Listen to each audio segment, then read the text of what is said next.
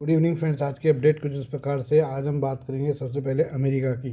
अमेरिकी रक्षा मंत्री Pete Hegseth ने दावा किया है कि ईरान में अमेरिकी सैन्य अभियान अभी तो बस एक शुरुआत है। उन्होंने भविष्य में ईरान पर और भीषण अमेरिकी हमले होने की चेतावनी दी है। हेगसेथ ने अमेरिका की सैन्य शक्ति का बखान करते हुए कहा कि ईरान उनके देश के आगे कहीं भी नहीं टिकता है। उन्होंने यह भी कहा कि अमेरिका और इसराइल ने ईरानी आसमान पर बिना किसी विरोध के पूरा नियंत्रण स्थापित कर दिया है। अमेरिकी रक्षा मंत्री ने ईरान कि जल्द ही सरेंडर करने की भी भविष्यवाणी की है। ईरान की सैन्य ताकत खत्म करने का दावा। सीबीएस न्यूज़ के 60 मिनट्स प्रोग्राम में बोलते हुए पीट हेगसेथ ने कहा, ईरानी नौसेना अब नहीं रही, इसलिए नौसेना के लिहाज से उस क्षेत्र में कोई भी ताकत दिखाने की उनकी काबिलियत कम हो रही है और कम होती जाएगी। उन्हें कहा, यह तो बस शुरुआत है। ईरान की तुलना में हमारी काबिलियत बहुत ज़्यादा है। और सच कहूँ तो जब आप हमारी एयरफोर्स को इसराइली डिफेंस फोर्स की एयरफोर्स के साथ मिलाते हैं तो दुनिया की दो सबसे ताकतवर एयरफोर्स है। अमेरिका ने इसराइल के करने पर ईरान पर किया हमला। हेगसेथ से जब पूछा गया क्या ईरान के खिलाफ अमेरिका का ऑपरेशन एपिक फ्यूरी मौका परस्ती थी या फिर इसराइल ने इसे आगे बढ़ाया था, इस पर उन्होंने कहा, हम हमेशा इस बात पर बात कर रहे थे कि हम जाएं या न जाएं, और आखिर में अमेरिकी हितों को आगे बढ़ाना और अमेरिकी लोगों की जान बचाने के लिए हम इसमें शामिल हुए। उन्होंने कहा, मुझे लगता है कि यह ज़्यादातर चर्चा बेवकूफ़ भरी और एकेडमिक है। वे ईरान हमें 48 साल से मार रहे हैं। उनके न्यूक्लियर सपने लगातार बने हुए हैं। ईरान के सरेंडर करने का है दावा। जब उनसे पूछा गया कि अमेरिका भी ईरान के खिलाफ क्या ऑप्शन देख रहा है तो हेगसेथ ने कोई साफ जवाब नहीं दिया। हालांकि उन्होंने समझाया कि आप दुश्मन को नहीं बताते, आप बहस को नहीं बताते, आप किसी को नहीं बताते कि किसी ऑपरेशन पर आपकी लिमिट क्या होगी। उन्होंने कहा, हम सफल होने के लिए जितना जरूरी हो उतना आगे जाने को तैयार हैं। हम जीतने के लिए लड़ रहे हैं। ये जंग है, आपके दुश्मन को घुटनों पर लाना है। वे तेहरान स्क्वायर में सेरेमनी करेंगे और सरेंडर करेंगे या नहीं, उन पर शक है। इसके अलावा उन्होंने अमेरिकी राष्ट्रपति डोनाल्ड ट्रंप के हालिया बयान को दोहराया कि ईरान के साथ बिना सरेंडर के अलावा कोई डील नहीं होगी। आइए हम बात करें ईरान की। ईरान पर पिछले एक हफ्ते से आसमान से बमबारी करने के बाद अब अमेरिका कमांडो ऑपरेशन करने की तैयारी में है। अमेरिकी खोजी वेबसाइट एक्सियोस ने इस बातचीत की जानकारी रखने वाले 4 अधिकारियों के हवाले से इसकी जानकारी दी है। इन अधिकारियों के मुताबिक अमेरिका और इजरायली अधिकारी ईरान में घुसकर 450 किलो यूरेनियम छीनने के लिए कमांडो ऑपरेशन चलाने पर विचार कर रहे हैं। अमेरिका के राष्ट्रपति डोनाल्ड ट्रंप का कहना है कि उनका मुख्य मकसद ईरान के परमाणु हथियार बनाने की क्षमता को हमेशा के लिए ख़त्म करना है। ईरान के पास 450 किलो 60% एनरिच यूरेनियम है। वैज्ञानिकों के मुताबिक अगर ऐसा सच है तो कुछ हफ्तों में ही ईरान परमाणु बम बना सकता है। हालांकि अमेरिकी बमबारी में ईरान के परमाणु अड्डों जैसे फोर्डो और इस्फान न्यूक्लियर प्लांट को भारी नुकसान पहुंचा है, लेकिन उसने 450 किलो यूरेनियम अमेरिकी बमबारी से पहले ही छिपा लिया था। क्या ईरान में सैनिकों को भेजने की हिम्मत करेंगे अमेरिका इसराइल? बातचीत की जारी रखने वाले 4 अधिकारियों के मुताबिक एनरिच यूरेनियम को जब्त करने के लिए ईरान में सैनिकों को उतारना होगा। ईरान ने अंडरग्राउंड बंकरों में एनरिच यूरेनियम छिपा रखे हैं, लेकिन सवाल यह है कि क्या ईरान के अंदर सैनिकों को उतरना अमेरिका और इसराइल की सबसे बड़ी भूल नहीं होगी? हालांकि सैनिकों को भेजने को लेकर कई बातों का अभी पता नहीं चल पाया है। जैसे फिलहाल साफ नहीं कि अमेरिका और इसराइल का ज्वाइंट मिशन चलाएंगे। कमांडो तब जाकर उतारे जाएंगे जब ईरान की सेना जमीन पर उतरने वाले सैनिकों के लिए खतरा नहीं होंगे। अमेरिकी कांग्रेस की ब्रीफिंग में क्या हुआ? मंगलवार को अमेरिकी कांग्रेस की एक ब्रीफिंग में secretary of state Marco Rubio से पूछा गया कि क्या ईरान का एनरिच यूरेनियम सुरक्षित किया जाएगा। इस पर उन्होंने कहा कि लोगों को जाकर इसे लेना होगा, लेकिन यह नहीं बताया कि जाने वाले लोग कौन होंगे। ईरान भेजे जाएंगे वैज्ञानिक। इसराइल के एक रक्षा अधिकारी ने कहा कि डोनाल्ड ट्रंप और उसकी कोर टीम एक खास मिशन को अंजाम देने के लिए ईरान में स्पेशल ऑपरेशन यूनिट भेजने में गंभीरता से विचार कर रही है। वहीं एक अमेरिकी अधिकारी ने कहा कि ट्रंप प्रशासन दो विकल्पों पर विचार कर रहे हैं। फर्स्ट, ईरान से मटेरियल को पूरी तरह से हटाना, या साइट पर इसे डाइल्यूट करने के लिए न्यूक्लियर एक्सपोर्ट को ले जाना। इस मिशन में शायद इंटरनेशनल एटॉमिक एनर्जी एजेंसी के वैज्ञानिकों के साथ स्पेशल ऑपरेटर भी शामिल होंगे। इस मामले की जानकारी रखने वाले 2 सूत्रों ने कहा कि ऐसे ऑपरेशन युद्ध से पहले ट्रंप को जिन विकल्पों के बारे में बताया गया था उन्हीं का हिस्सा है। एनबीसी न्यूज़ ने शुक्रवार को अपनी रिपोर्ट में बताया कि ट्रंप ने खास रणनीतिक मकसद के लिए ईरान में अमेरिकी सैनिकों की एक छोटी टुकड़ी तैनात करने का विचार किया है।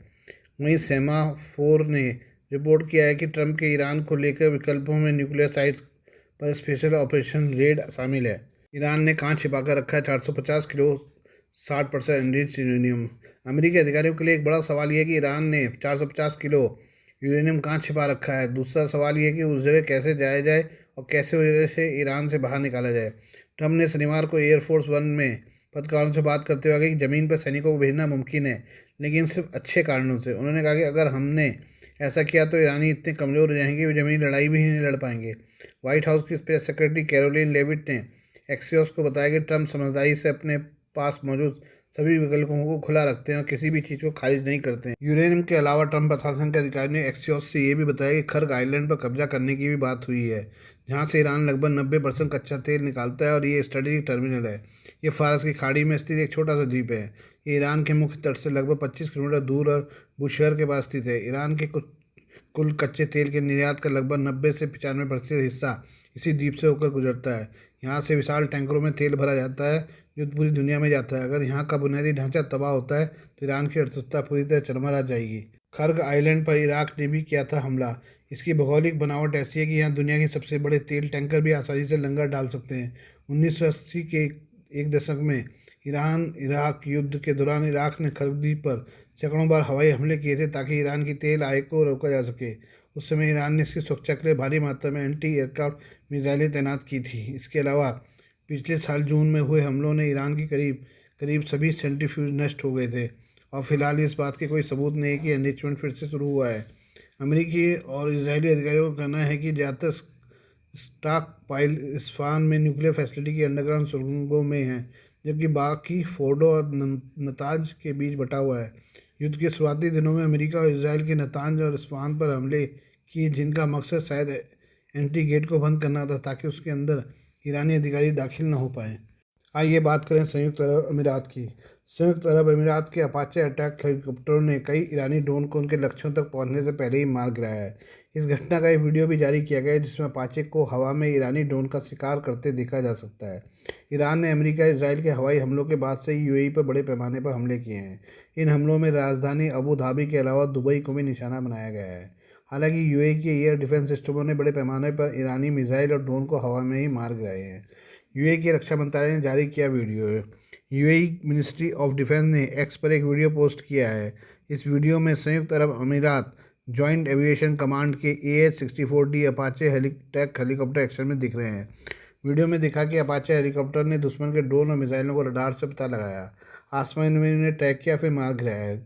गल्फ न्यूज़ की रिपोर्ट के मुताबिक यूएई के रक्षा मंत्रालय ने बयान में कहा कि जब देश की सुरक्षा संप्रभुता की बात आती है तो कोई समझौता नहीं किया जा सकता है। ये बोला किसी भी खतरे से निपटने को तैयार। यूएई की सेना ने भी कहा कि वे देश के खिलाफ किसी भी हमले या खतरे को रोकने या उससे जवाब देने के लिए पूरी तरह तैयार है। मंत्रालय ने इस पोस्ट में लिखा, यूएई एयर डिफेंस अभी ईरान से आने वाले मिसाइल और ड्रोन खतरों से निपट रहे हैं। ईरान ने शनिवार को भी दुबई और अबू धाबी में हमले किए थे। रक्षा मंत्रालय ने बताया कि इस कारण देश में अलग अलग इलाकों में चेतावनी के सायरन बजाए गए।